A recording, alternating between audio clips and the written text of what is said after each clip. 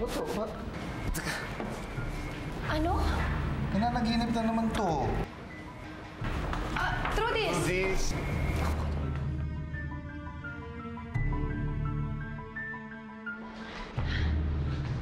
Ano bang sinasabi mo? Nakita mo nanay mo? Ha? Nananaginip ka na naman yata, anak eh. Nakita ko po siya kanina dito. Dumaan po siya dito. Trudis, imposible yun. Malamang na naginip ka lang. Pero nakita ko po talaga siya. Sir Nick, nasa Brunei po si Ate Magda ngayon. Posible, anak. Sige na. Magpahinga ka na. Kasi alam mo bakit? Marami tayo papasyalan bukas. Ha?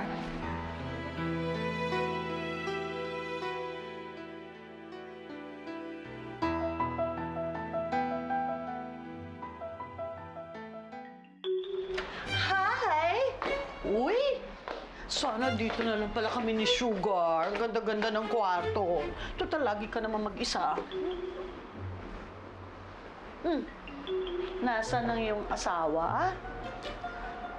Tinatanong pa ba yun? Eh di na kay Trudis. Oh, anong ginagawa doon? Biruin mo, ma. Kwento sa akin ni Nick na nakita daw nung batang yun si Magda. Eh, tsuserang pala ka yung batang yun. Nakakainis! Oy, magaling siya, ha? Kayang-kaya niyang paikutin ng tatay niya. Ay, nako. Kaya kung ako sa'yo, at kung ako ikaw, dapat pumupunta ka doon sa kwarto ni Trudis. O tapos? Wala lang.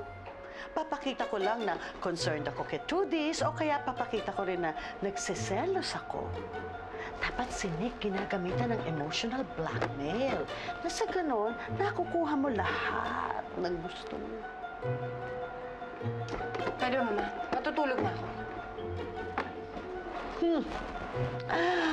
Ay, good night!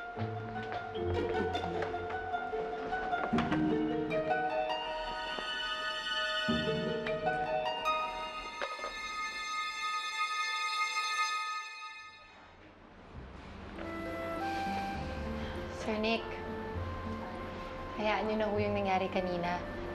Malamang, nananaginip lang talaga yan si Trudis. Alam niyo naman yung batang yan, ibang klase talaga ang imagination. Kung sa bagay, malamang nga, nag-imagine lang yan.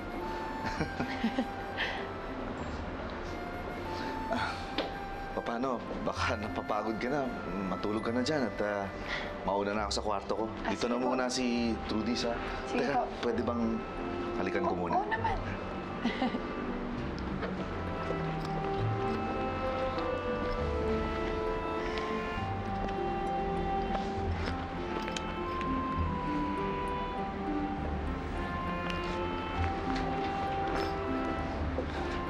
Paano? Good night, ha? Sige po. Ako nang bahala sa kanya.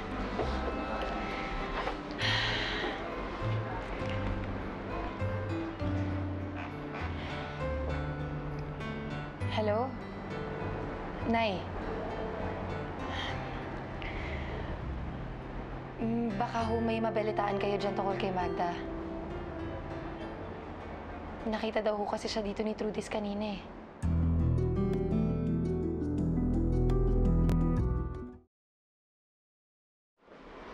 Honey? What's wrong? Wala lang. Alam mo, naisip ko lang, paano kaya kung andito talaga yung ex mo? Honey, matagal na yun eh. Teka, nagsiselos ka ba? Han, eh kung si Trudis nga, naagaw ka na sa akin. Paano pa yung nanay niya? Honey, okay.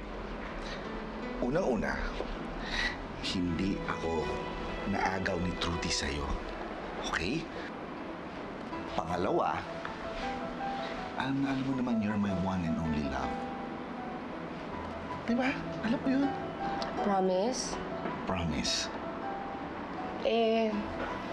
Paano kung magkita kayo ni Magda? Look, hindi mangyayari yun. Nanaginip lang si Trudis. Kung ganun pala, wala naman pala dapat akong ipag-alala. Wala. So, can we go shopping tomorrow?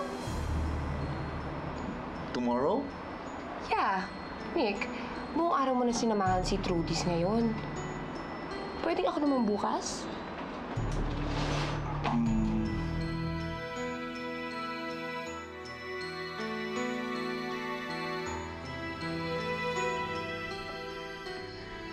O ano? Muna na muna kayo, ha? Sige, ingat kayo. Ingat, ha? Ingat.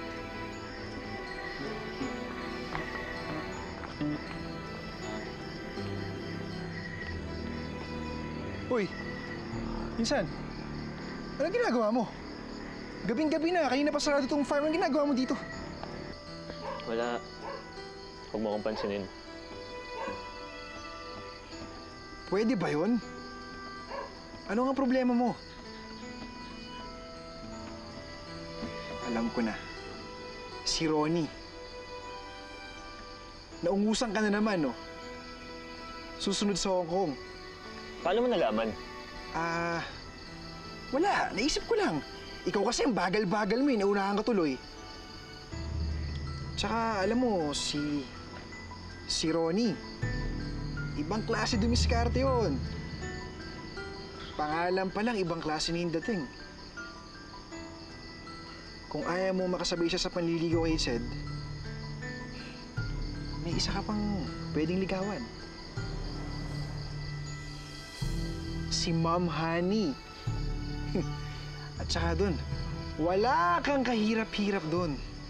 Alam mo, si Raulo ka rin talaga eh, no? Eh di ako naman yung nalintikan kay Sir Nick. Tsaka isa pa, si Ched ang mahal ko eh.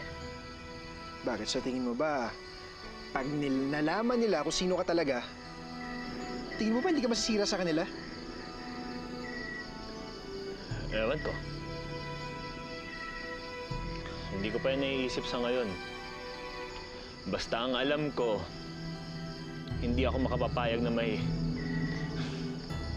gumawa ng masama kay Ched. Teka lang, anong ibig mong sabihin? Alam kong hindi lang panliligaw ang gusto ni Ronnie kay Ched. Malakas ang kutob ko na ginagawa niya to para makaganti sa akin. Minsan, diyan ka na muna, ha? Muna na ako.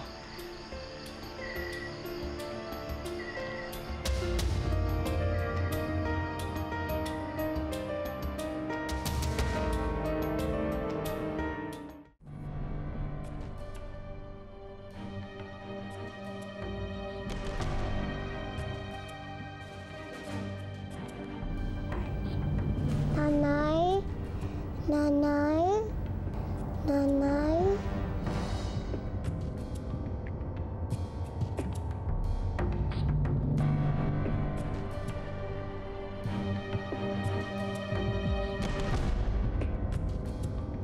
Nanay! Nanay!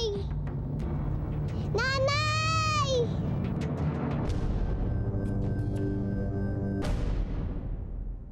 Bakit mo ba ginagawa sa akin to? Bakit mo inaagaw ang babaeng pinakamamahal ko? Para maramdaman mo ang naramdaman ko dati. Nung inagaw mo sa akin ang kaisa-isang babaeng minahal ko. Kuya, hindi totoo yan! Sinungaling! Kurado po ako. Andito po siya, Tita Shed. Andito po si Nanay. Wait, what are you doing? I'm not finished with you. You're good for nothing, right? Nawawala na tayo ng parte sa buhay ni Nick. Hindi ko na alam kung anong gagawin ko. Nung una, si Trudis lang ang iniisip. Ngayon, pati yung ina nung bata. Just leave it to your brilliant mother. Hindi na magtatagal. At mawawala na si Trudis